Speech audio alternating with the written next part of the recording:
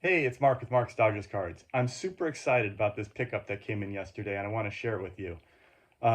It's a unique Hall of Fame rookie card, and I think it might be the only example. Well, it's the only example I've seen of this card, and I got a great deal on it. Um, there's been a lot of talk about the explosive prices in the hobby, and what I'm going to do in this video is share some awesome deals that I've gotten in the last 5 great deals I've gotten in the first 5 months of this year. And as I've mentioned in previous videos, I've kind of stayed away from mainstream issues this year. Prices are extremely high for, golden era Topps and Bowman cards and things like that. And I've been sort of hunting around looking for more oddball things that I feel are good deals and I can get into my collection. I love getting a good deal or feeling like I'm getting a good deal. And I love rare things. And I think that these two things have been able to come together for me this year. Each of these sales that I'm going to tell you about is under $100. All but one of them is under $50. And I just think these are fantastic. So the first one I'm going to show you, the one I'm super excited about, is one that just came in yesterday. And this is a Hall of Famer for the Dodgers. Probably I would say in the top, definitely in the top 5 most influential Dodgers in terms of impact on the game. In terms of non-players, this is a non-player, I would say this person is probably in the top 10 in terms of impact on the game overall. And maybe in the top 5, I haven't really made a list, but incredibly huge impact on the game. I searched trading card database and I searched in old cardboard and VCP, and I have been unable to identify any playing days cards for this person. This person is, until I saw this card. This person is responsible for, largely responsible, has a huge role in baseball coming to the West Coast. This person was a longtime owner of the Dodgers, both in Brooklyn and Los Angeles. And of course, the person I'm talking about is Walter O'Malley. Walter O'Malley was a co-owner of the Dodgers when Jackie Robinson was signed. He and Branch Rickey had huge disagreements on a lot of different things, and really, he ended up buying out Branch Rickey and consolidating control of the Dodgers, and of course, ultimately moving them out west after they were unable to develop a stadium in Brooklyn.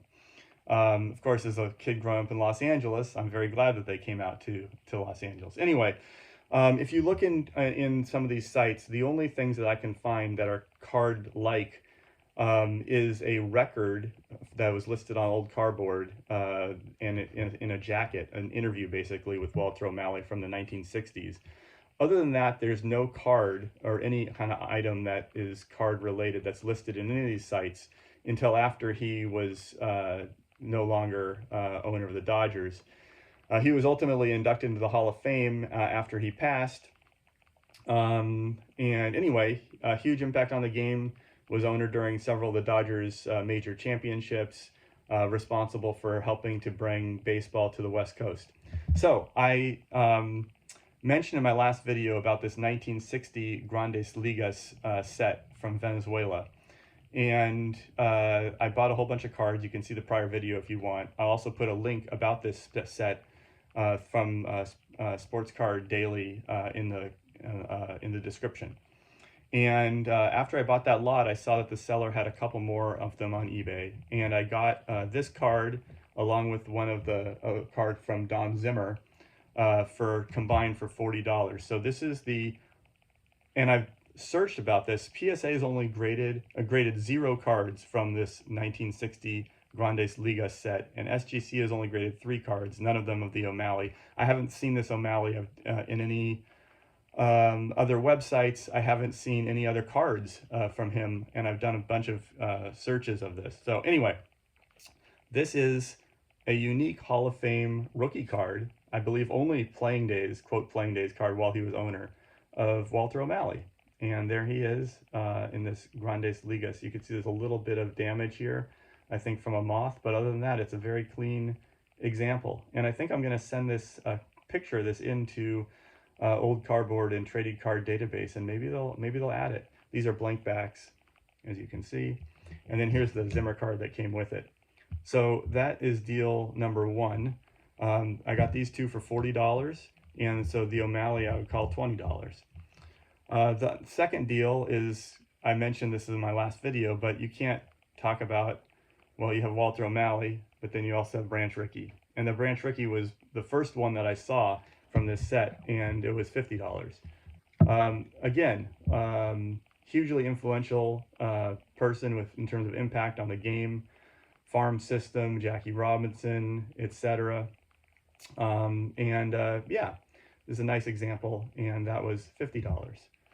The third deal I want to talk about is a huge, not huge, like a pretty big, nice sized lot of cards that I got from this 1969 Globe Import set. Aaron at Value Vintage just showed a couple of them and mentioned I got a good deal on them, and I was planning on sharing this anyway, so here we go. I sent him a couple of cards. There was a Tom Seaver and a Frank Robinson included in this lot, which I just sent to him as a thank you because he's advised me on several purchases over the last couple years, and yeah, figured he might want a couple of them. Anyway, I bought the lot because of this card, which is the Don Drysdale, which I needed to complete my team set from this 1969 Globe Imports, and these were, I believe, from gas stations somewhere in the South. But this lot came with the Frank Robinson, the Tom Seaver, the Don Drysdale, and several other Hall of Famers. Harmon Killebrew, Lou Brock, Billy Williams, Ron Santo,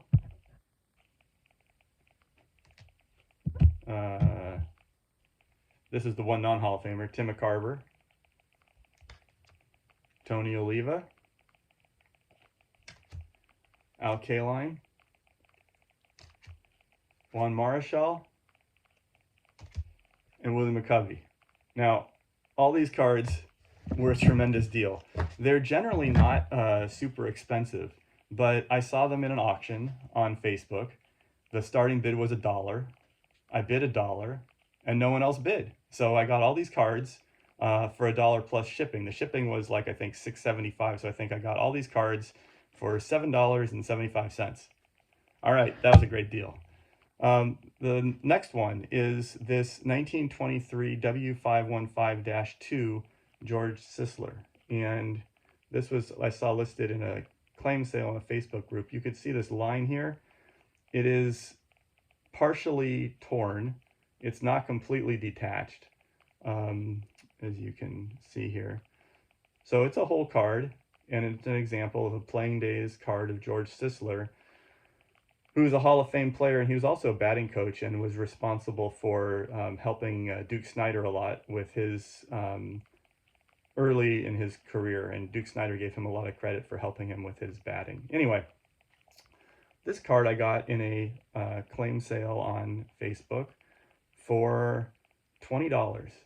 So with shipping, this Playing Days George Sisler was $27. The final card, and I've shown a couple of these already in prior videos, but I'll just show this one again, is this 1925 Universal Toy and Novelty Brooklyn team card. And this card I got in eBay in a, I can't get rid of the glare, but anyway, you could see this. This is a team card from the Universal Toy Company. It's a nice set. It has several Hall of Famers in this set. They made the different New York teams, but this is a Dodgers one.